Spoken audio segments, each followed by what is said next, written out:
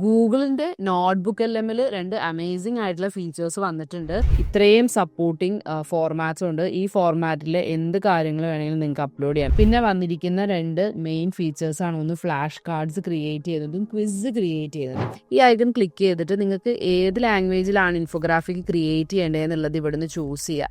മലയാളം ഉണ്ട്, അതുകൊണ്ട് നമുക്ക് മലയാളത്തിൽ നിങ്ങൾക്ക് വേണമെങ്കിൽ മലയാളത്തിൽ ചൂസ് ചെയ്യാം. ഇപ്പോൾ കുറച്ച് കളർഫുൾ ആയിട്ട് കാണുന്നത് ആണ് നിങ്ങൾക്ക് വിഷ്വലി അണ്ടർസ്റ്റാൻഡ് ചെയ്യാനായിട്ട് എളുപ്പമെങ്കിൽ കളർഫുള്ളായിട്ട് വേണം എന്ന് കൊടുക്കാം. എന്ത് സൂപ്പറായിട്ടുള്ളൊരു ഇമേജാന്ന് തോന്നിക്ക് ജനറേറ്റ് ചെയ്ത് തന്നിരിക്കുന്നത്.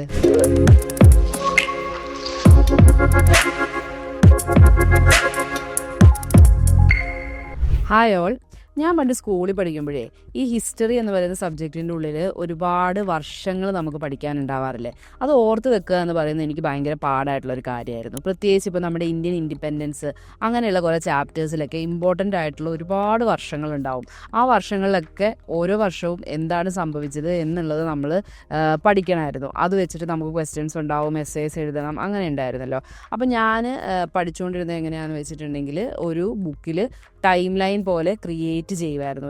അപ്പോൾ ഈ ടൈം ലൈൻ പോലെ ഒരു പടം പോലെ വരച്ച് വെക്കുന്ന സമയത്ത് നമുക്ക് ഇടയ്ക്കെടുത്ത് റിവൈസ് ചെയ്യാം. അതുപോലെ തന്നെ എക്സാമിന് മുമ്പ് നമുക്ക് സ്റ്റഡി ലീവ് കിട്ടുമ്പോഴും റിവിഷനൊക്കെ ആയിട്ട് നമുക്ക് ഇടയ്ക്കിടയ്ക്ക് ഈ വർഷങ്ങൾ എനിക്ക് ഓർത്ത് വെക്കാനായിട്ട് വേണ്ടിയിട്ടായിരുന്നു ഞാൻ ആ ടൈം ലൈൻ പോലെ അങ്ങനെ ക്രിയേറ്റ് ചെയ്ത് വെച്ചത്.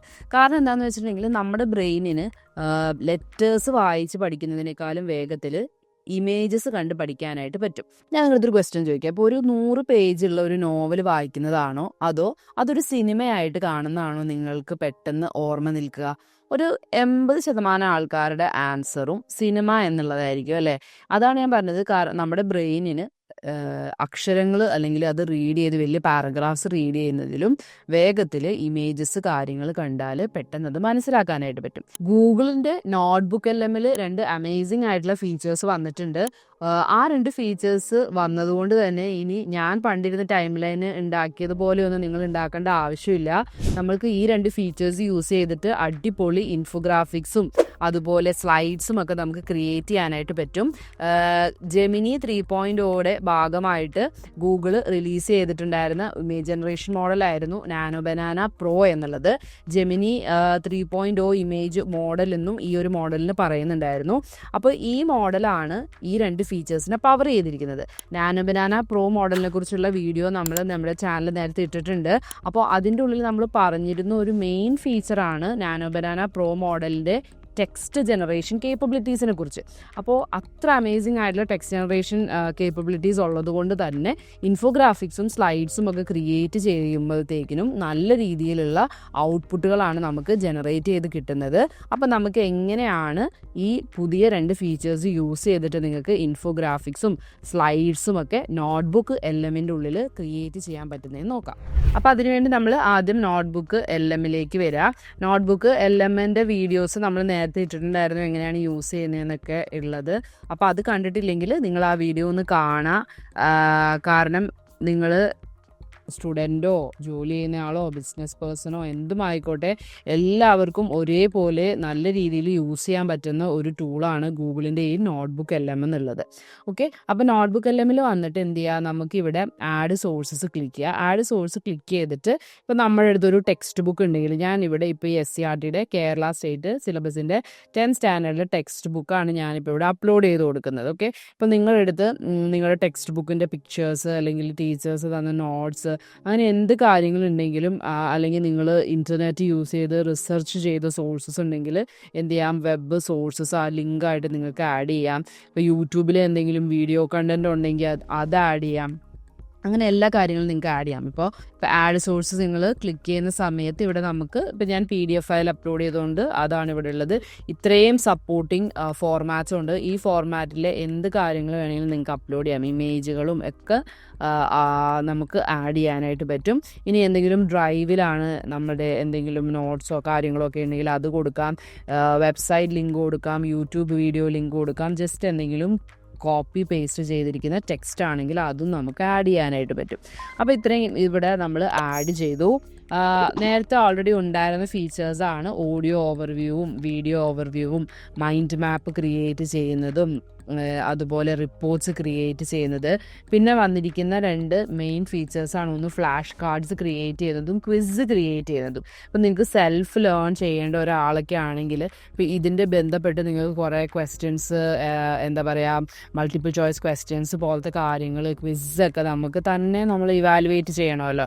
അപ്പോൾ അതിന് വേണ്ടിയിട്ട് എന്ത് ചെയ്യാനായിട്ട് പറ്റും? നിങ്ങൾക്ക് ഈ ക്വിസ് ക്ലിക്ക് ചെയ്ത് കഴിഞ്ഞാൽ ഓട്ടോമാറ്റിക്കലി ഇതിൻ്റെ ബേസിസിൽ ഈ നമ്മൾ അപ്ലോഡ് ചെയ്ത ഈ SCERTയുടെ ടെക്സ്റ്റ് ബുക്കിൽ നിന്ന് എന്ത് ചെയ്യും, ഒരുപാട് ക്വിസസ് ക്രിയേറ്റ് ചെയ്തിട്ട് നമ്മൾക്ക് അടുത്ത് അത് ചോദിക്കും. അപ്പോൾ അതനുസരിച്ച് നമുക്ക് ആൻസർ ചെയ്യാം. നമ്മൾ പഠിച്ച കാര്യങ്ങളൊക്കെ നമുക്കൊന്നും കൂടിയും എത്രത്തോളം നമ്മൾ പഠിച്ചിട്ടുണ്ടെന്നൊന്ന് ഇവാലുവേറ്റ് ചെയ്യാൻ വേണ്ടിയിട്ട് ഇപ്പോൾ നമ്മൾ വേറൊരാളുടെ അടുത്ത് ചോദിക്കാമോ എന്നൊന്നും ചോദിക്കേണ്ട ആവശ്യമില്ല. ഇത് യൂസ് ചെയ്തിട്ട് തന്നെ നിങ്ങൾക്ക് എന്ത് ചെയ്യാം, നിങ്ങളുടെ PDFs അപ്ലോഡ് ചെയ്തിട്ട് ക്വിസ് ക്രിയേറ്റ് ചെയ്തിട്ട് നിങ്ങൾക്ക് തന്നെ നമ്മൾ പഠിച്ചത് എത്രത്തോളം ഉണ്ടെന്ന് ഇവാലുവേറ്റ് ചെയ്യാനായിട്ട് പറ്റും. ഇനി നമുക്ക് ഇൻഫോഗ്രാഫിക് ക്രിയേറ്റ് ചെയ്യണം അല്ലേ.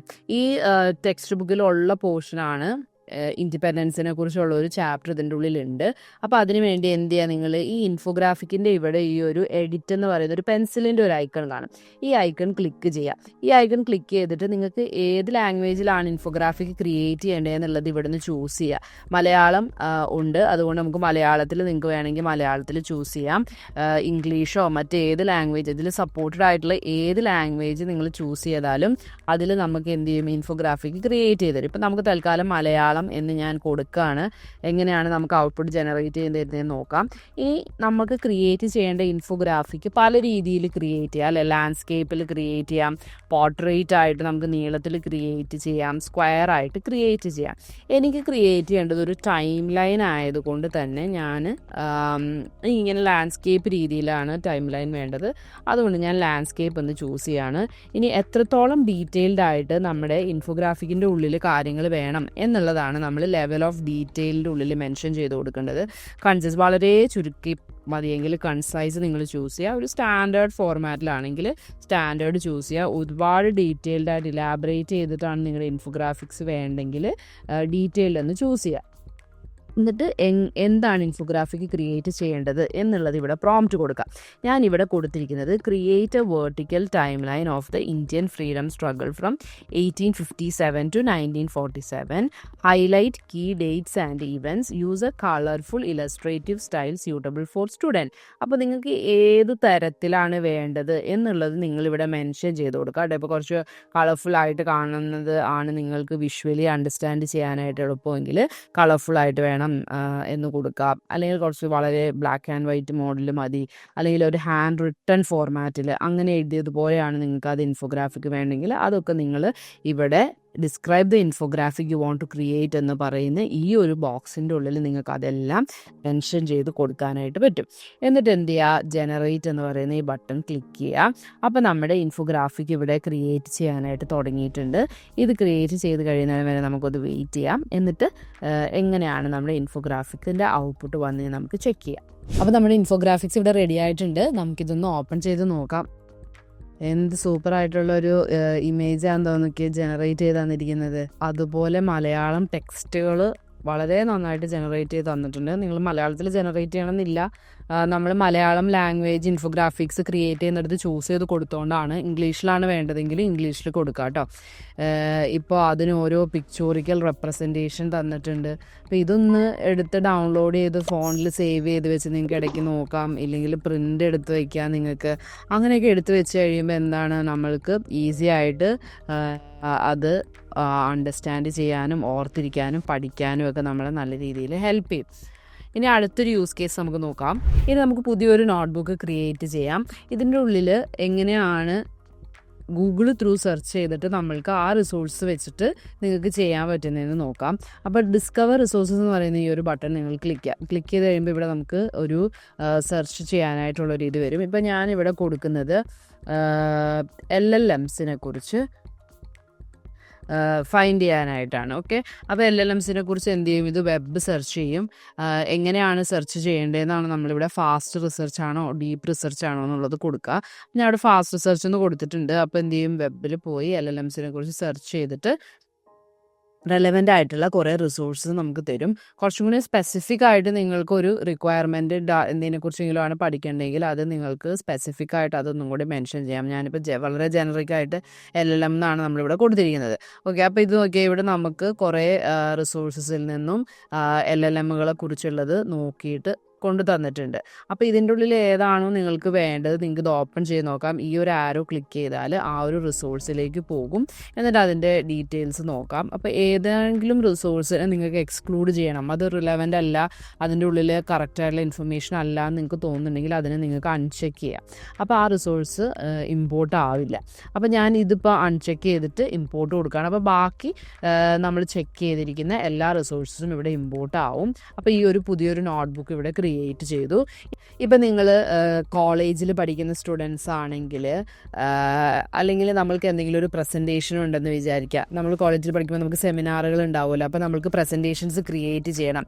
അപ്പോൾ അതുപോലെ ഇപ്പോൾ ഈ ഒരു പെർട്ടിക്കുലർ ടോപ്പിക് LLMനെ കുറിച്ചാണ് എനിക്കൊരു കോളേജിൽ പ്രസൻറ്റേഷൻ പ്രിപ്പയർ ചെയ്യേണ്ടത്, അല്ലെങ്കിൽ AI എഞ്ചിനീയറിങ്ങിനെ കുറിച്ചാണ് എനിക്ക് ഒരു പ്രസൻറ്റേഷൻ അല്ലെങ്കിൽ സെമിനാർ പ്രിപ്പയർ ചെയ്യണമെങ്കിൽ എനിക്ക് അതിന് വേണ്ടി കുറേ സ്ലൈഡ്സും കാര്യങ്ങളും ഒക്കെ പ്രിപ്പയർ ചെയ്യണം അല്ലേ. ഇപ്പോൾ നിങ്ങൾ ചെയ്ത ഒരു പ്രൊജക്റ്റിനെ കുറിച്ചാണെങ്കിൽ പോലും എക്സാമ്പിൾ എടുക്കാം. ഇപ്പോൾ ഇൻറ്റേൺഷിപ്പ് നിങ്ങൾ അതിനെക്കുറിച്ചെങ്കിലും ചെയ്തു, അപ്പോൾ അതിനെക്കുറിച്ച് ഒരു പ്രൊജക്റ്റ് നിങ്ങൾ ചെയ്തു. ആ പ്രൊജക്റ്റിനെ കുറിച്ച് നമ്മൾ ടീച്ചേഴ്സിന് ചിലപ്പം എക്സ്പ്ലെയിൻ ചെയ്ത് കൊടുക്കേണ്ടി വരും. അപ്പോൾ അതിന് വേണ്ടി നമ്മൾ സ്ലൈഡ്സും കാര്യങ്ങളൊക്കെ പ്രിപ്പയർ ചെയ്യണം. അപ്പോൾ നിങ്ങൾക്ക് എന്ത് ചെയ്യാം, നിങ്ങൾ ആ ഒരു ഇൻറ്റേൺഷിപ്പ് ചെയ്ത സമയത്തുള്ള നിങ്ങളുടെ റിസോഴ്സസും കാര്യങ്ങളും എന്തൊക്കെയാണോ നിങ്ങൾ യൂസ് ചെയ്തത് അതൊക്കെ നിങ്ങൾ എന്ത് ചെയ്യുക, ഇപ്പോൾ നോട്ട്ബുക്ക് LLMൻ്റെ ഉള്ളിൽ തന്നെ നിങ്ങൾ ആ റിസോഴ്സസ് ഒക്കെ ആഡ് ചെയ്ത് ഇതിൻ്റെ ഉള്ളിൽ തന്നെ റിസർച്ചും കാര്യങ്ങളുമാണ് നിങ്ങൾ ചെയ്തതെങ്കിൽ ഇതെല്ലാം ഈ ഒരു നോട്ട്ബുക്കിൻ്റെ ഉള്ളിൽ അവൈലബിൾ ആയിരിക്കും. ഒരു നോട്ട്ബുക്കായിട്ട് തന്നെ നിങ്ങൾക്ക് ഇത് സേവ് ചെയ്ത് വെക്കാനായിട്ട് പറ്റും. ഇപ്പം ഇൻറ്റേൺഷിപ്പ് എന്ന് പറയുന്ന ഒരു നോട്ട്ബുക്ക് തന്നെ നിങ്ങൾക്ക് സേവ് ചെയ്യാം. എന്നിട്ട് എന്ത് ചെയ്യാം, നമുക്ക് ഈ ഒരു സ്ലൈഡ് ഡെക്ക് എന്ന് പറയുന്ന ഇത് ക്ലിക്ക് ചെയ്യാം. ഇവിടെ നമുക്ക് 2 ഓപ്ഷൻസ് അവൈലബിൾ ഉണ്ട്. ഡീറ്റെയിൽഡ് ഡെക്ക് എന്ന് പറയുന്നതാണ് ആദ്യത്തെ ഓപ്ഷൻ. കംപ്ലീറ്റ് ടെക്സ്റ്റും ഡീറ്റെയിൽസും എല്ലാം വെച്ചിട്ടുള്ളതാണത്. രണ്ടാമത് പ്രസൻറ്റർ സ്ലൈഡാണ്. നമ്മൾക്ക് ഒരു സെമിനാറൊക്കെ എടുക്കുന്ന സമയത്ത് നമുക്ക് വേണ്ട ഒരു കാര്യമാണെങ്കിൽ പ്രസൻറ്റർ സ്ലൈഡ്സ് കൊടുക്കാം. ഞാനിപ്പോൾ പ്രസൻറ്റർ സ്ലൈഡ്സ് ആണ് ചൂസ് ചെയ്തിരിക്കുന്നത്. ഇനി ലാംഗ്വേജ് നമ്മൾ നേരത്തെ മലയാളം കൊടുത്ത് കണ്ടു. ഇനി നമുക്ക് എന്ത് ചെയ്യാം, ഇതിൻ്റെ ഉള്ളിൽ നമുക്ക് ഇംഗ്ലീഷ് ലാംഗ്വേജ് ചൂസ് ചെയ്യാം. ഓക്കെ, പ്രസൻറ്റേഷൻ ആണല്ലോ നമുക്ക് കൊടുക്കേണ്ടത്, അതുകൊണ്ട് നമുക്ക് ഇംഗ്ലീഷ് ചൂസ് ചെയ്യാം. പിന്നെ എങ്ങനെയാണ്, ഷോർട്ടായിട്ടാണോ വേണ്ടത് ഡിഫോൾട്ടായിട്ടാണോ വേണ്ടത് എന്നുള്ളത് കൊടുക്കാം. ഞാനിപ്പോൾ ഡിഫോൾട്ട് കൊടുക്കുകയാണ്.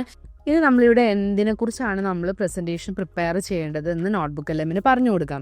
അപ്പോൾ ഞാൻ ഇവിടെ കൊടുത്തിരിക്കുന്നത് create A slide deck explaining how large language models LLMs predict the next word, compare traditional coding versus machine learning simply എന്നാണ് കൊടുത്തിരിക്കുന്നത്. എന്നിട്ട് നമുക്ക് ജനറേറ്റ് ചെയ്യാനായിട്ട് കൊടുക്കാം. അപ്പോൾ നമ്മുടെ സ്ലൈഡ് ഇവിടെ പ്രിപ്പയർ ചെയ്യാനായിട്ട് തുടങ്ങിയിട്ടുണ്ട്. നമുക്കിത് കഴിയുമ്പോഴത്തേക്കിനും ചെക്ക് ചെയ്യാം. അപ്പോൾ നമ്മുടെ സ്ലൈഡ് ഷോ ഇവിടെ റെഡി ആയിട്ടുണ്ട്. നിങ്ങളിത് ക്ലിക്ക് ചെയ്ത് നോക്കിക്കഴിഞ്ഞാൽ നമ്മുടെ സ്ലൈഡ്സ് നമുക്കിവിടെ കാണാൻ പറ്റും. ഇത് ഫുൾ വ്യൂവിൽ വ്യൂ ചെയ്യണമെങ്കിൽ നമുക്കിങ്ങനെ ഫുൾ വ്യൂവിൽ വ്യൂ ചെയ്യാം. ഇനി നിങ്ങൾക്ക് എന്തെങ്കിലും എഡിറ്റിങ്ങും കാര്യങ്ങളൊക്കെ വരുത്തണമെങ്കിൽ ഇവിടെ നമുക്ക് എഡിറ്റ് ചെയ്യാൻ പറ്റില്ല. നിങ്ങളിത് ഡൗൺലോഡ് ചെയ്യുക. ഈ ബട്ടൺ ക്ലിക്ക് ചെയ്തിട്ട് ഇവിടെ ഡൗൺലോഡ് ചെയ്യുക. എന്നിട്ട് ക്യാൻവയിലൊക്കെ തിരിച്ച് അപ്ലോഡ് ചെയ്തിട്ട് നിങ്ങൾക്ക് വേണ്ട എഡിറ്റിങ്ങും ഇനി പുതിയതായിട്ട് സ്ലൈഡ്സ് ഒക്കെ ആഡ് ചെയ്യണമെങ്കിൽ അതും ചെയ്യാനായിട്ട് പറ്റും. അപ്പോൾ ഇതാണ് നോട്ട്ബുക്ക് LLMൻ്റെ പുതിയ 2 പ്രധാനപ്പെട്ട ഫീച്ചേഴ്സ്. ഇൻഫോഗ്രാഫിക്കും സ്ലൈഡ് ഡെക്കും ഒരുപാട് യൂസ്ഫുൾ ആയിട്ടുള്ള 2 ഫീച്ചേഴ്സാണ് ഇപ്പോൾ ഈ ഒരു ഇൻഫോഗ്രാഫിക്കും സ്ലൈഡ് ഡെക്കും വന്നിരിക്കുന്നത്. അപ്പോൾ നിങ്ങളെല്ലാവരും ട്രൈ ചെയ്ത് നോക്കുക. നിങ്ങളുടെ ഫീഡ്ബാക്സൊക്കെ ഒന്ന് കമൻറ്റ് സെക്ഷനിൽ അറിയിക്കുക. അതുപോലെ നമ്മുടെ ചാനൽ മറക്കാതെ ഒന്ന് സബ്സ്ക്രൈബ് ചെയ്യുക. Thank you for watching.